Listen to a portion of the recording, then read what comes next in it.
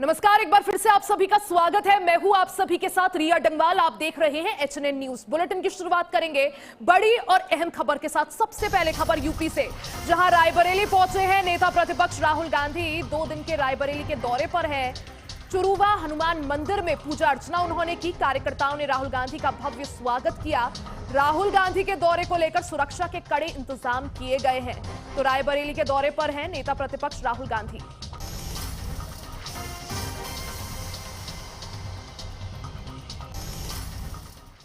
और चलिए सीधा आपको रायबरेली लिए चलते हैं, जहां नेता प्रतिपक्ष राहुल गांधी मौजूद है। क्या कुछ कह रहे सुनवाते हैं।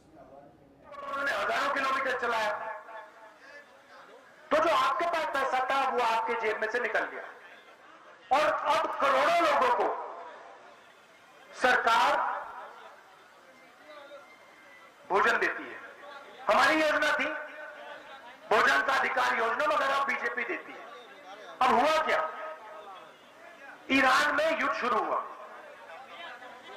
ईरान और अमेरिका का युद्ध हुआ और ईरान ने अमेरिका के साथ लड़ाई करते हुए ईरान ने हॉर्मुज एक जगह है जहां से दुनिया का तेल निकलता है, उसने हॉर्मुज पर कब्जा कर दिया और कह दिया कि भैया हम तो नहीं छोड़ते। अब तेजी से पूरी दुनिया में तेल की कमी, खाद की कमी, डीजल की कमी अब शुरू हो रही है। नरेंद्र मोदी कहते हैं देश से कि आप सोना मत खरीदिए, आप इलेक्ट्रिक गाड़ी में चलिए, आप विदेश नहीं जाइए। और उसके एकदम बाद नरेंद्र मोदी विदेश चले जाते हैं।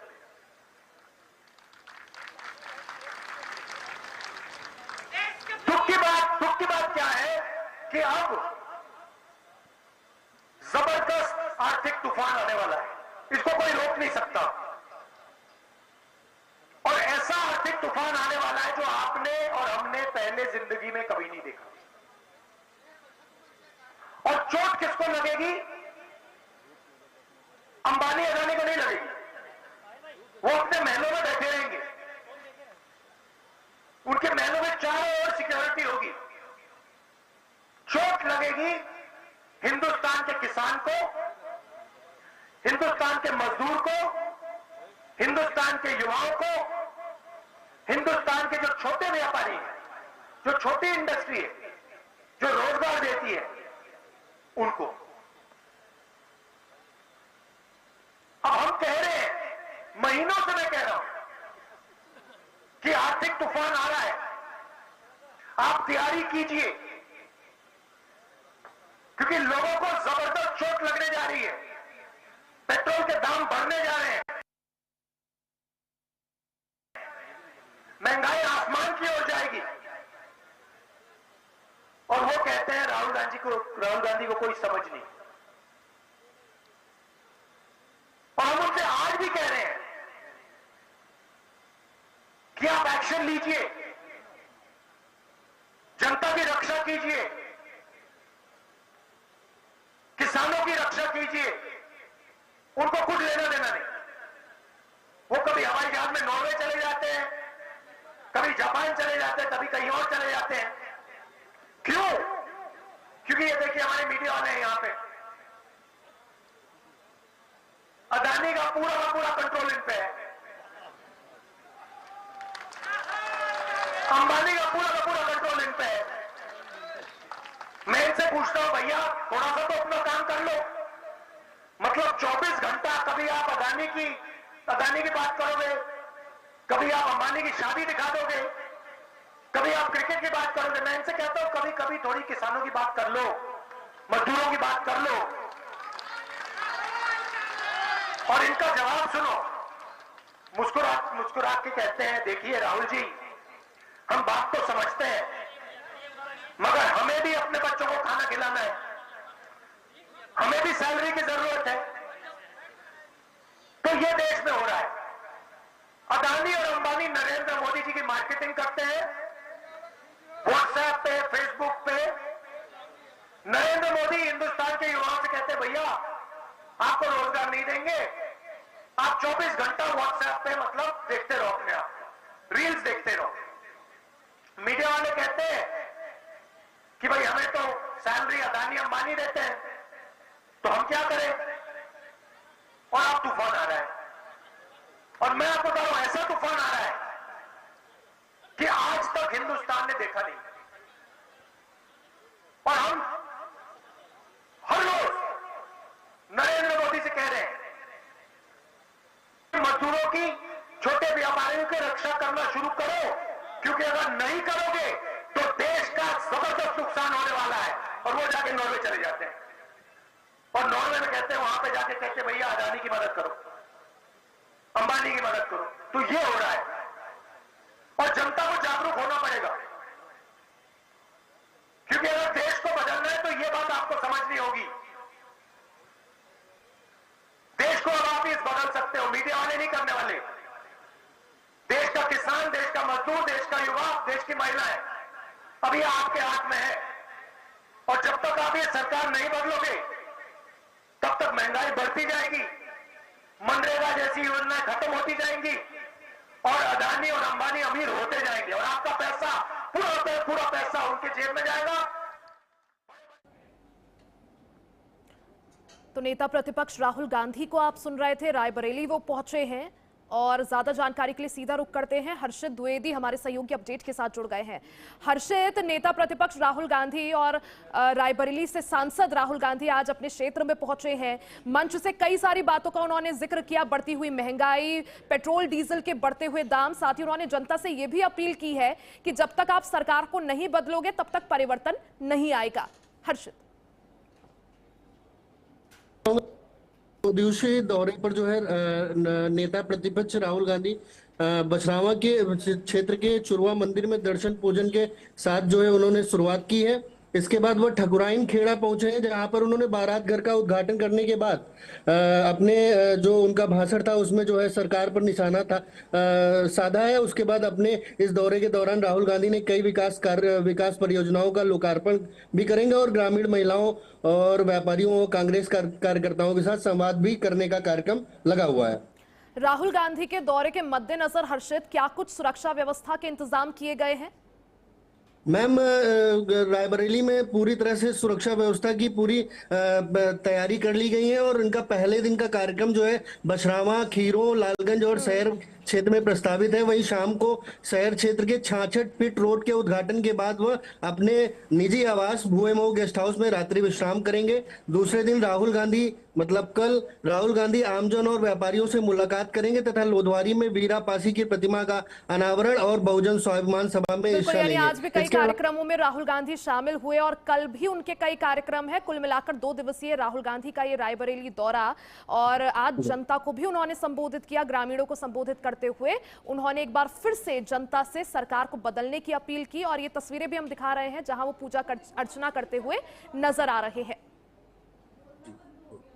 ठीक है हर्षित, आप नजर बनाए रखें, बहुत बहुत शुक्रिया जानकारी के लिए। खबरों में आगे बढ़ते हैं। बड़ी खबर आपको बता दें, IGRS बना जनता की आवाज, यानी जन सुनवाई पोर्टल उत्तर प्रदेश का जनता की आवाज बन रहा है। योगी सरकार में शिकायतों का तेजी से निस्तारण हो रहा है। घर बैठे दर्ज हो रही हैं लोगों की शिकायतें। वृद्धावस्था पेंशन से जुड़े मामलों को भी प्राथमिकता दी जा रही है। छात्रवृत्ति से जुड़े मामलों पर भी प्राथमिकता उन्हें दी जा रही है। लोगों के निस्तारण के लिए हेल्पलाइन नंबर भी जारी किया गया है। समाज कल्याण योजनाओं की समस्याओं का समाधान तेजी से हो रहा है। उत्तर प्रदेश सरकार का IGRS पोर्टल तेजी से जनता की समस्याओं को हल कर रहा है। जन सुनवाई पोर्टल को शुरू किया गया था ताकि जनता घर बैठे ही अपनी परेशानियां सरकार तक और अधिकारियों तक पहुंचा सके।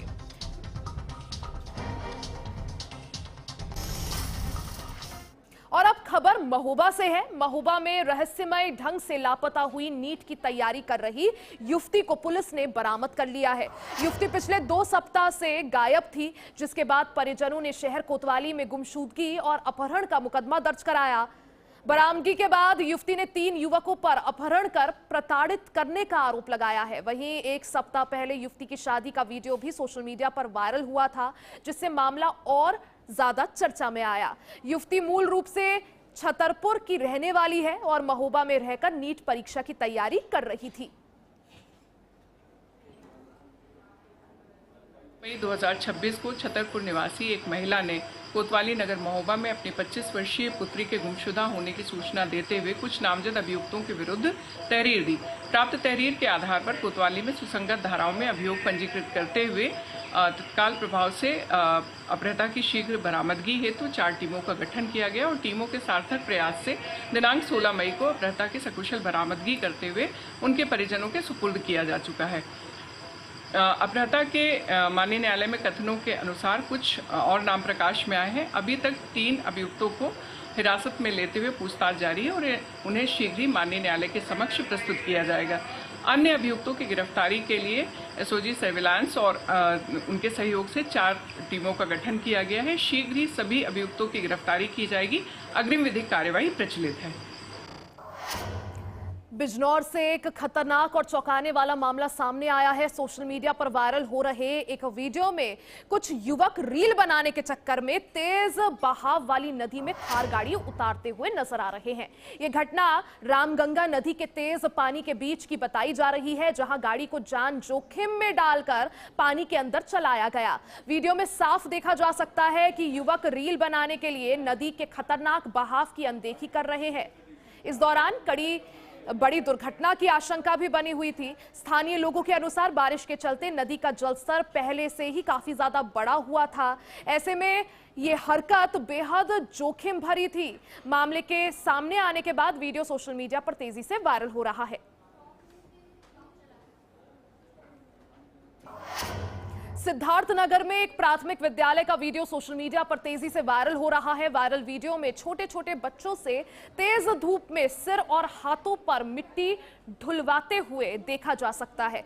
बताया जा रहा है कि स्कूल से करीब 200 मीटर दूर से बच्चों से मजदूरों की तरह मिट्टी उठवाकर काम कराया जा रहा था। इस दौरान बच्चों के हाथों में किताबों की जगह मिट्टी नजर आई, जिससे परिषदीय विद्यालय की शिक्षा व्यवस्था पर सवाल खड़े हो गए हैं। स्थानीय लोगों ने वीडियो बनाकर सोशल मीडिया पर वायरल किया और मामले की कार्रवाई की मांग की है।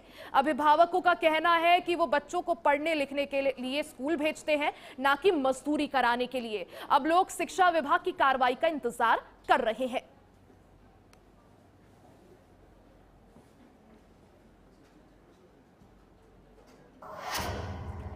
बदायूं से 2 अलग अलग थाना क्षेत्रों में पुलिस ने कार्रवाई करते हुए वांछित और अवैध हथियार रखने के आरोपियों को गिरफ्तार किया है। पहली कार्रवाई कादर चौक पुलिस ने की, जहां लालूपुर निवासी वांछित अभियुक्त अजय को गिरफ्तार किया गया। पुलिस ने उसे पकड़कर आवश्यक कानूनी कार्रवाई के बाद न्यायालय में पेश किया। दूसरी कार्रवाई सहसवान थाना क्षेत्र में की गई, जहां पुलिस ने आरोपी को अवैध तमंचा और कारतूस के साथ गिरफ्तार किया। उसके पास से 315 बोर का तमंचा और कारतूस बरामद किया गया है। पुलिस के अनुसार दोनों अभियुक्तों के खिलाफ संबंधित धाराओं में मुकदमा दर्ज कर उन्हें न्यायालय भेजा गया है। पुलिस का कहना है कि क्षेत्र में अपराध नियंत्रण और अवैध हथियारों के खिलाफ अभियान लगातार जारी रहेगा, ताकि कानून व्यवस्था को और ज्यादा मजबूत किया जा सके।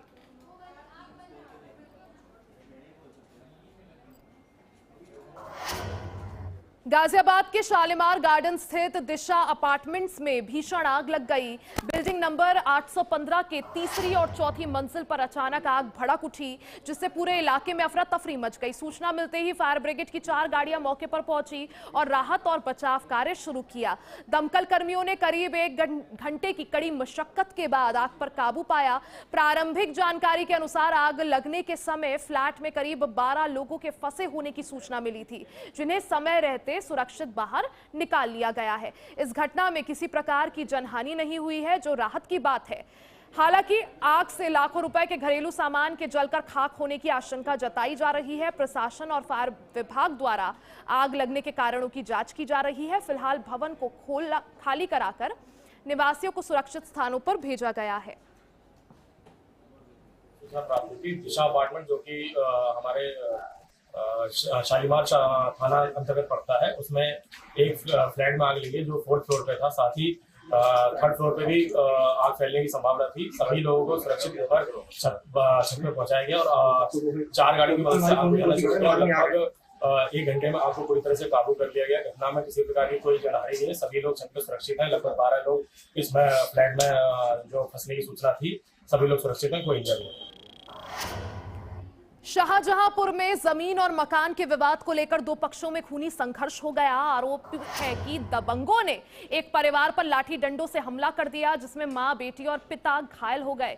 घायलों में युवती की हालत गंभीर बताई जा रही है। घटना के दौरान गांव में अफरा तफरी मच गई। स्थानीय लोगों ने बीच बचाव कर किसी तरह मामला शांत कराया। मारपीट का वीडियो भी सामने आया है, जो सोशल मीडिया पर तेजी से वायरल हो रहा है। पीड़ित पक्ष का आरोप है कि गांव के संदीप यादव से जमीन और मकान को लेकर लंबे समय से विवाद चल रहा था। इसी रंजिश में हमला किया गया। घटना के बाद सभी घायलों को अस्पताल में भर्ती कराया गया है। पुलिस ने तहरीर के आधार पर मुकदमा दर्ज कर लिया है और आरोपियों की तलाश शुरू कर दी है। थाना पुलिस का कहना है कि इस मामले की गंभीरता से जांच की जा रही है और दोषियों के खिलाफ सख्त कार्रवाई की जाएगी। दिनांक 18 मई 2026 थाना क्षेत्र निगोही में पुलिस के संज्ञान में एक वीडियो आया, जिसमें कुछ लोगों द्वारा एक महिला के साथ मारपीट की जा रही थी। पुलिस ने तुरंत मामले का संज्ञान लिया और जांच में यह सामने आया कि यह प्रकरण 2 सहजातीय पक्षों में एक मकान के कब्जे को लेकर विवाद का है। पुलिस ने तुरंत कार्रवाई करते हुए सुसंगत धाराओं में अभियोग पंजीकृत कर लिया है और 2 अभियुक्त पुलिस ने हिरासत में ले लिए हैं। बाकी पूरे प्रकरण में विधिक कार्रवाई अभी प्रचलित है। शाहजहांपुर में वन विभाग द्वारा अवैध कब्जा हटाने की कार्रवाई के बाद एक विवादित मामला सामने आया है। यहां वन विभाग ने जंगल की जमीन पर किए गए अवैध कब्जे को हटाया। कार्रवाई के बाद कुछ ग्रामीणों ने मौके पर विरोध प्रदर्शन भी किया। इस दौरान कथित तौर पर कुछ लोगों द्वारा आपत्तिजनक नारे लगाए जाने का वीडियो सोशल मीडिया पर वायरल हो गया, जिसके बाद मामला चर्चा में आ गया। वीडियो सामने आने के बाद स्थानीय संगठनों ने इस पर आपत्ति जताते हुए कार्रवाई की मांग की है। वहीं खुफिया विभाग ने पूरे प्रकरण की जांच शुरू कर दी है और वीडियो की सत्यता साथ ही परिस्थितियों की पड़ताल की भी जानकारी ली है। वन विभाग का कहना है कि यह कार्रवाई लंबे समय से अतिक्रमण की शिकायतों के आधार पर की गई है। फिलहाल पुलिस और प्रशासन दोनों ही मामले की संवेदनशीलता को देखते हुए स्थिति पर नजर बनाए हुए हैं और आवश्यक विधिक कार्रवाई की बात भी कही जा रही है।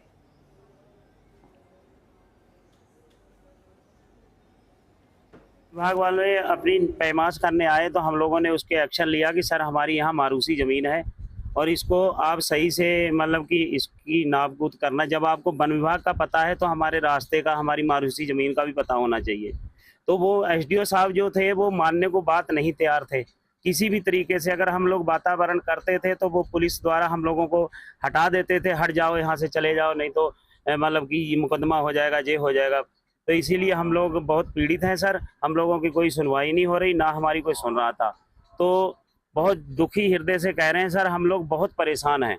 सर ये नारे जो इसलिए लगाए गए थे कि हमारी ज़मीनें जो थी वो ज़बरदस्ती की रहा है। इस ज़मीनों में कोई भी पेपर नहीं माना जा रहा था, ज़बरदस्ती बुलडोजर चलाया जा रहा था। यानी किसी भी कर्मचारी, किसी अधिकारी, एमएलए साहब की ये बात सुनने को तैयार नहीं थे। हम लोगों को इतना परेशान कर दिया गया कि मारेंगे, कूटेंगे, बंद करा देंगे, जेल करा देंगे। ठीक है जी। इसलिए हम लोगों ने गुस्से में ये सोचा कि हमारा कोई यहाँ पर है ही नहीं कि जो हमारी मदद कर सके, इसलिए ये नारे लगाए गए। बाकी हमारा इस नारे से कोई लेना देना नहीं है सर। और इसी के साथ बुलेटिन में फिलहाल के लिए बस इतना ही। बने रहे हमारे साथ, देखते रहें HNN न्यूज़, जुनून सच दिखाने का।